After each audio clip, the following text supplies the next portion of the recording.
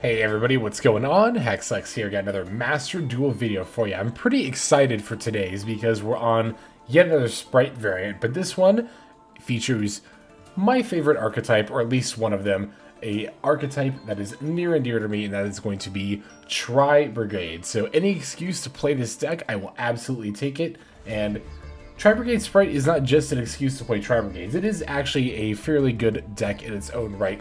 Just like, honestly, pretty much all the other Spright variants. It can, at the very least, compete with the other meta decks of this format, if not outplay them a good portion of the time.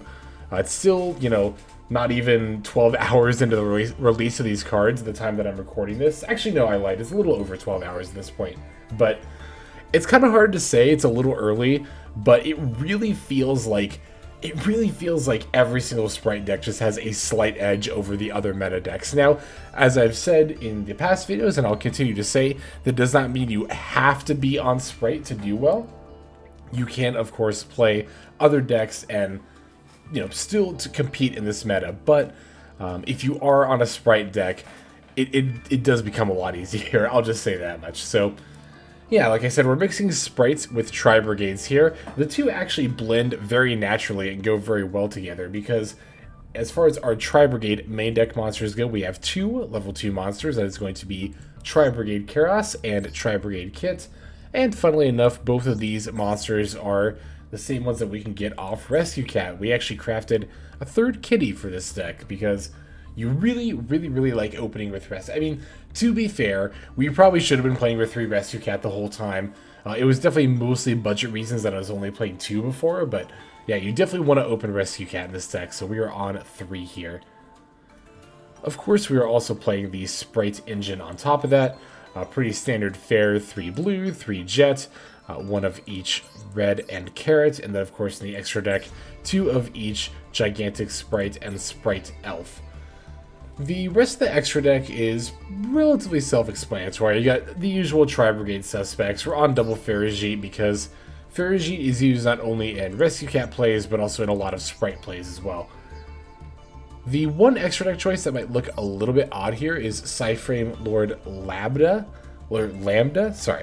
Lambda might seem a bit odd. It's like, well, why are you playing this card? It doesn't really do much of anything in this deck, and that's actually true.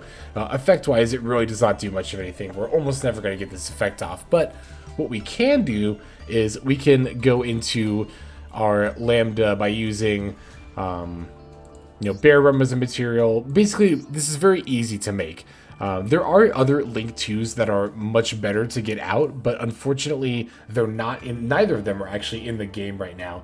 Pit Knight Airly is a Link 2 monster that is capable of effect negation. I believe it's specifically monster effect negation. That would be very good to play here, but it's a TCG exclusive, so we have not received it in Master Duel yet. Similarly, there is the Link 2 Spright monster that's not out yet, Spright Smashers. Is very good in Tri-Brigade Spright, but that's also not out yet. So in that regard, Tri-Brigade Spright is not at its full potential just yet. And for that reason, it's probably going to be a little bit weaker than the other Spright variants. But like I said, it is still very much able to compete in this meta with the other decks in this meta. And we're just going to have to use Lambda for the time being as a placeholder in our combos, in some of our combos, for those future cards that will come out later. Alright, I think that's about everything I wanted to cover with the deck here. This deck actually has a lot of pretty unique combo lines, and for that reason, I'm thinking I'm probably going to end up making a combo guide for this video, so definitely don't be afraid to let me know in the comments below if that is something that you would like. I know that when I was doing my research for this deck, I ended up having to look at a lot of different resources to figure out all the different plays that you can make with this deck. So, and also the combos in here are very unique as opposed to pure Spright. That's why I don't really plan on doing a combo guide for like Runic Spright, for example, because Runic Spright doesn't really have many like super specific combo lines outside of what you already do in pure Spright. Tri-Brigade Spright, however, very much has its own very unique lines. A couple of tips I can actually give you for playing this deck, things to keep in mind, read misplays that I have made today playing this deck on ladder. Do keep in mind that when you use a Tri-Brigade monster's effect, for the rest of the turn, you can only use Tri-type, that's going to be Beast, Beast Warrior, and Wing Beast monsters. You can only use Tri-type monsters as link materials. So, yeah. For that reason, you can't, or rather because of that, you're not going to be able to use your Spright monsters as materials. You can still summon like Blue and Jet later in the turn after you use a Tri-Brigade monsters effect, but you're not going to be able to link or I believe Exceed summon as well using them. Let me actually read this here. No, you can't. You just can't use them as link materials. So you can still go for a Gigantic Spright, but most notably, you won't be able to go into Spright Elf with your Spright monsters after you do a Tri-Brigade effect. Oh, another thing that's actually really important to keep in mind for this deck is zone placement. Because of your link monsters, zone placement actually does hugely matter. You might be tempted to put some of your monsters in Spright Elf zone, because then they can't be targeted. For example, if you've got like a Tri-Brigade Kitt that you're summoning, for example, this is an exact misplay I've actually made. I put Kitt in my Spright Elf zone because I figured, oh, I'll put Kitt here, it can't be targeted, so they can't Valor or Impermanence, but I actually needed that Elf zone open to put a monster that, well, I think actually the monster that Kitt was going to summon needed to go in that zone, so then I wasn't able to link summon. So definitely make sure that you're keeping your zones open, definitely be mindful of that when you are just making your plays in general. Alright, let's see. Yeah, I am on the PSY-Frame engine here, not just because of Lambda. I knew there was one other thing I wanted to talk about, it's these PSY-Frames. It's not just because of Lambda that we're playing PSY-Frame Gamma and Driver. Well, Driver, of course, you play with Gamma, but I actually did this in the previous Tri-Brigade builds as well. That's because I really like the Gamma to back up the Rescue Cat. There's a lot of times where you'll tribute the Rescue Cat and then your opponent goes to like Ash Blossom it. Or so they might throw out their Maxx sometimes at that moment. And then you can just get them with the Gamma, and it's really, really good to do so. So, yeah. I do like the Gamma in the Tri-Brigade build. I also like it because even if you get unlucky and you draw Driver, you can always just put it back with either Ferrijit or Bearbrumm. So that's kind of another nice little perk of playing the Tri-Brigade build, or rather of playing Gamma in the Tri-Brigade build. So, alright. Now I think that's pretty much everything I wanted to say about the build. So as always as ever, I'm going to break it down card by card, and then we're going to take a look at some games. So in this build, we're playing 1 PSY-Frame Driver, 2 Tri-Brigade Nervall, 3 Maxx, 2 PSY-Framegear Gamma, 3 Tri-Brigade Kerass, 3 Tri-Brigade Kitt, 3 Spright Blue, 3 Spright Jet, 1 Spright Red, 1 Spright Carrot, 3 Ash Blossom and Joyous Spring. We've got 3 Rescue Cat, 2 Tri-Brigade Fraktall, 2 Fire Formation Tenki, 2 Called by the Grave, 1 Crossout Designator, 2 Spright Starter, 1 Spright Smashers, 1 Infinite Impermanence, 1 Tri-Brigade Revolt. That's the end of the main deck. For the extra deck, we're playing 2 Gigantic Spright, 1 Salamangreat Almiraj, 1 PSY-Framelord Lambda, 1 IP Masquerena, 1 Ancient Warrior's Oath, Double Dragon Lords, 2 Tri-Brigade Ferrijit, the Barren Blossom, 1 Tri-Brigade Bearbrumm, the Rampant Rampager, 2 Spright Elf, 1 Tri-Brigade Rugal, the Silver Sheller, 1 Appaloosa, Bow of the Goddess, 1 Accesscode Talker, and then finally 1 Tri-Brigade Shurug, the Ominous Omen. That's going to do it for the list. Now let's take a look at some gameplay. For our first game here, I'm up against the Live Twin variant of Spright, which is actually the next one I am planning on working on here. This time I have not actually built or played with the deck yet, but like I said, it's the next one that I'm going to be playtesting. It's probably the next video that's going to go up as well, probably after that Tri-Brigade Spright combo guide. So here, Kerass plus Red might not look like much, but really as long as you can get to Gigantic Spright, you've got plays. As usual, any 2 level 2 monsters is typically enough. But our opponent has an infinite impermanence, so yeah, we can't play through that one, unfortunately. Just gonna have to set the Called by the Grave and pass here. Yeah, I definitely should have thrown out the Maxx during the draw phase. Like I've said in previous videos, I'm definitely trying to get better about doing that. And honestly, if I were like laddering, if I weren't already in Diamond 1 and or I was in a tournament, then I would definitely be a little bit more focused here. But whatever, we'll just throw out Maxx in response to the Evil Twin or the Live Twin Leola. The vast majority of the time, it really won't tend to matter. when you play the Maxx, but I do believe that the opponents are going to be on Triple Tactics talent often enough that you should probably be just throwing it out during the drop phase every single time. Like my opponent's actually doing right here, but we have a call by in this case, so don't have to worry about Maxx here. I want to start with this Fire Formation Tenki for the Fraktall, just to see if they have Ash Blossom. I would also very much like to start with this and see if I can get this Spright Red to negate the Fraktall, or part of the Fraktall, you know, search chain here. They don't, so I get to just summon my Kerass, which is, or you get to add my Kerass, which is fine. Then I actually specialed and added with blue, and they're not really responding to that or Jet either, so yeah, in this case I'm like, alright, if you are just going to let me get these Spright Smashers for free, I will definitely take that. Getting the Carrot out of the deck here. Did I already use red? I must have. Or maybe not, actually. Oh, I think we just played Carrot to play around Impermanence, I guess? I don't know. Well, because I figured, yeah, if my opponent's got, like, Veiler or something. Well, they did have red, so maybe they wouldn't have already used, like, a Veiler or something. Now, they do have a Nibiru here that they are going to drop on me. That's pretty painful. And unfortunately, we hadn't yet played the Gigantic Spright, which would have prevented that from happening, so or we hadn't activated the effect, rather. Oh no, it negated, that's what it was. We did activate Gigantic Spright's effect, but it has to resolve to get the condition. I was like, as I was saying that, I was like, wait, that's not right. We did Gigantic Spright, but yeah, negating it is actually enough to allow the opponent's Nibiru to be online. So it's definitely annoying, but we're definitely not out of plays here either. I'm going to summon this Kerass, and I can only get a Link 2 here, so I was kind of debating on what I was actually going to summon. If I had like another Tri-Brigade monster in hand, the Ferrijit would be really, really sweet here.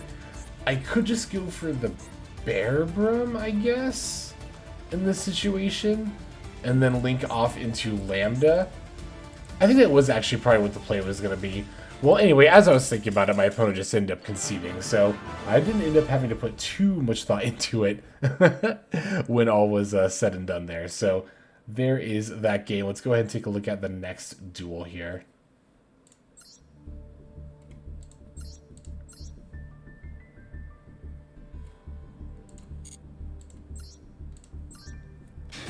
Okay, so for this game, we're going to be up against Dinomorphia.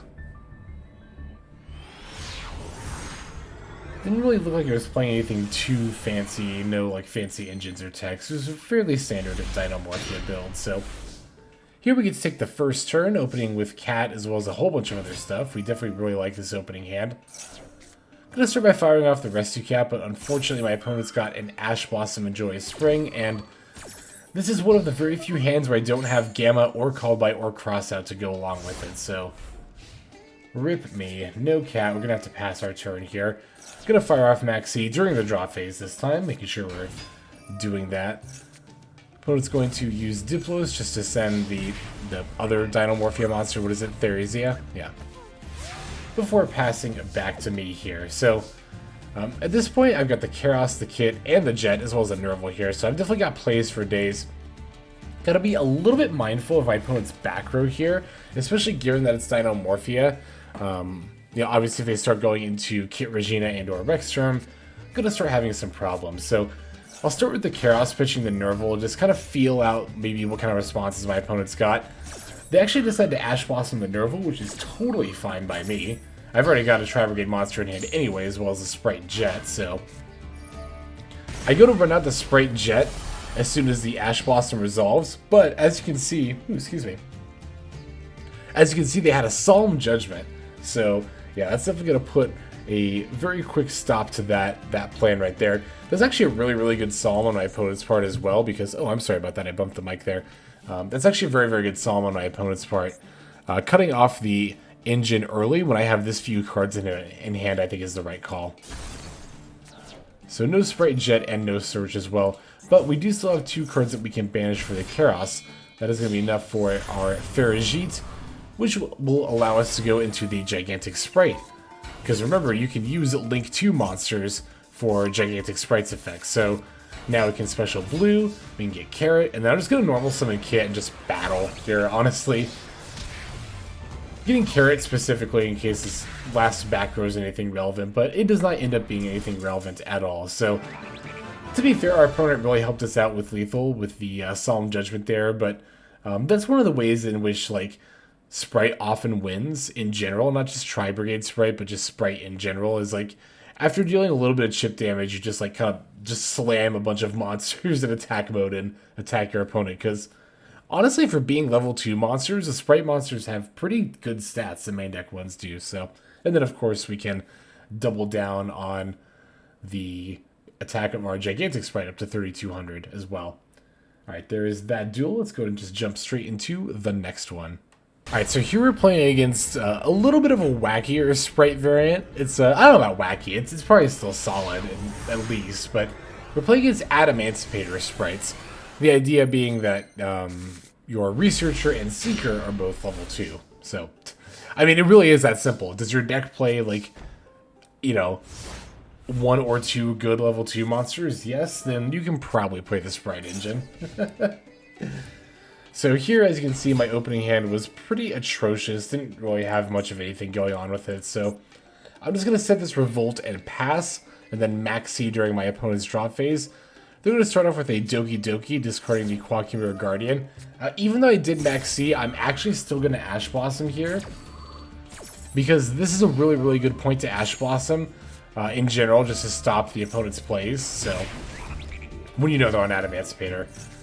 But they did surprise me with the starters. I actually was not expecting that, so they do end up getting out the blue and the carrot, giving me draws all the while. That Rescue Cat was already a good enough draw to definitely give me plays, but we'll definitely take the Nervall and the follow-up Maxx as well.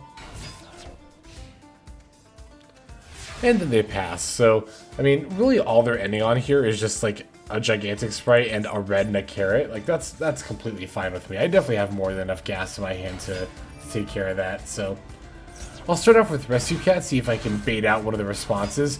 Opponent actually does not respond with anything, as I then go to Kitt and Kerass. I'm actually a little surprised they didn't respond with red, the Spright Red, that is. Where is that? Let me find Spright Red here. I just wanted to read it real quick and make sure I wasn't misremembering that it had to be a monster like on the field. No, it's just when your opponent activates a monster effect. So, yeah, I don't really know why they let me get away with resolving Rescue Cat. They could have very easily negated it, and they could have even just used the Spright Carrot to do so.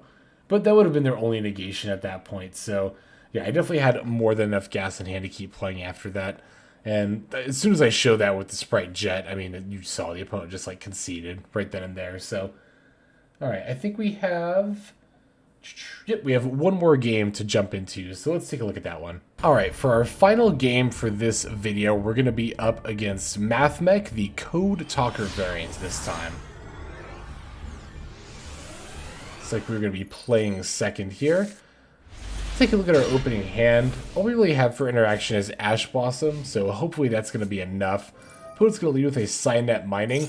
I'm going to Ash Blossom it. Now, I know I've said before that you should wait for Almiraj to use the Ash Blossom or to get the negate out, but I will say that if the opponent leads with a Signet Mining, sometimes it kind of just depends not only on my hand, but also just how I'm feeling. Sometimes I'm like, you know, let's try to high roll and let's negate the Signet Mining with the Ash Blossom. It's already a +1, like right off the bat, so that's already good. And who knows, like, it's very likely that, not very likely, but it's very possible, rather, that you're just going to stop your opponent's plays entirely by Ash Blossoming the Signet Mining. So I decided to throw that out here and just see what happened. It is going to resolve, so we will negate the, or Ash is going to resolve, so we will negate the Signet Mining. Our opponent did have the Diameter, though, so they can Diameter for Sigma and go into plays regardless of our Ash there. So at this point, I'm versed in Mathmech enough to know that the opponent has enough to do a significant amount of plays here to end, at the very least, on a super factorial setup. But it's looking like they actually had a very nice setup here.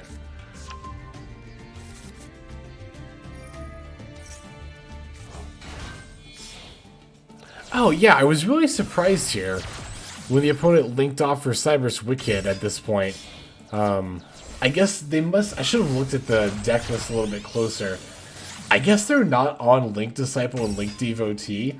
That kind of boggles my mind. I guess this is more Math Mech talk, and I maybe should have done this in one of the many Math Mech videos I did recently, but whatever, I'll say it here. It kind of astounds me that I look at Master Duel meta and I see the Link Devotee and Disciple were played in, like, you know, like about 60% of Math Mech builds.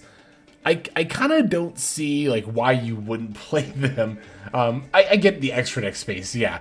That's definitely fair, but at the same time, I consider Disciple and Devotee to be core. Like there, instead of just ending on Wicked and IP Masquerena, my opponent could have gone, because they had the equation as well. If they were on Link Disciple and Devotee and 2 Laplation, I think they could have hand-ripped me turn 1 on top of ending on Wicked and IP Masquerena, but that just goes to show why extra deck configuration really matters in certain decks.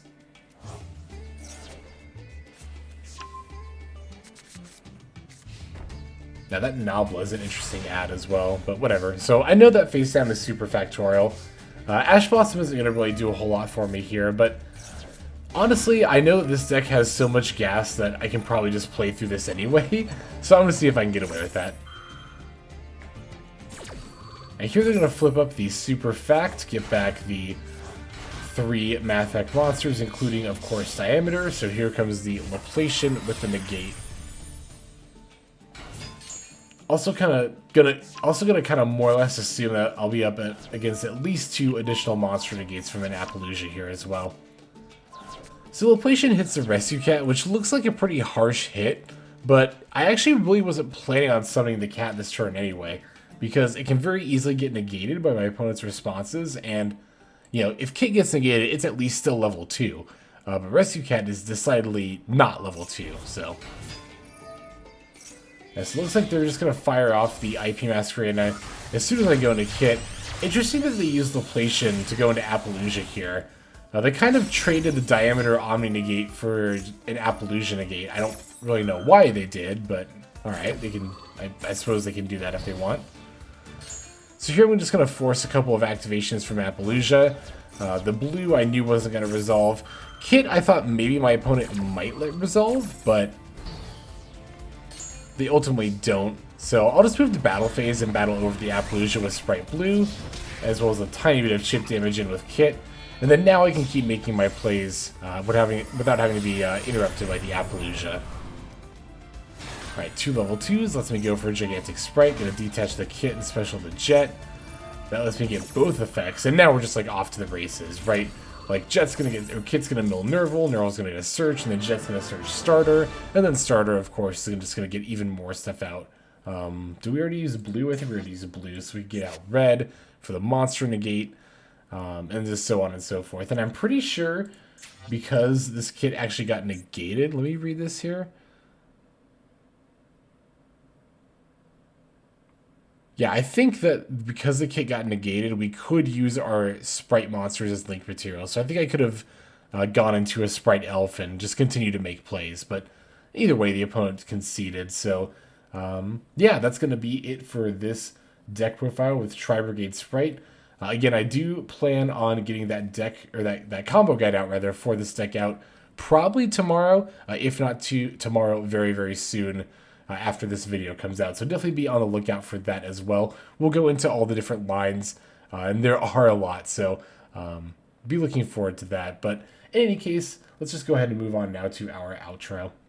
Alright everybody, thank you so much for watching all the way to the very end of the video like this. That means a whole lot to me, not just personally, but it's also a great way of supporting the channel as well. If you're interested in supporting the channel in other means, you can of course feel free to comment and or subscribe right here on YouTube. I'm always looking to the comments section. You guys leave some pretty awesome feedback as far as like constructive criticism goes when it comes to deck building, gameplay, channel content, all that stuff. So feel free to leave your opinion down there. I will be sure to take a look at that there. And then subscribing is going to be the best way to get notifications of when these videos drop. That does happen every day, by the way, so if you're looking for daily Master Duel content, you've come to the right place. And there are more places where you can get some daily Master Duel content. If you check out the description below, follow the top link over to my Patreon page, there for just $5 a month, which is as much as you pay for a booster pack. You'll find a lot more value than a pack full of filler over there. We've got some previews for content upcoming here on the channel. We've got some exclusive games that are only posted over on Patreon over there. We've got some Q&As, and then you can also have your name featured in this lovely credit sequence where I thank all of the people who are helping contribute over there on Patreon. It's a huge support to the channel, and it really means a lot as well. So thank you everyone who is donating that is featured here on screen. And again, you know, it's not just a pure donation, you do get some more daily Master Duel content over there just for being a part of the Patreon. But I think that's about all the time that I have for today's video. Once again, I just want to thank you so very much for sticking all the way to the end of the video. Again, it just means a lot, as I do put a decent amount of work into getting these videos out every single day. But that's about all the time that I've got for now, so without further ado, this is Xlex. I'm signing out, and I hope you have a fantastic day.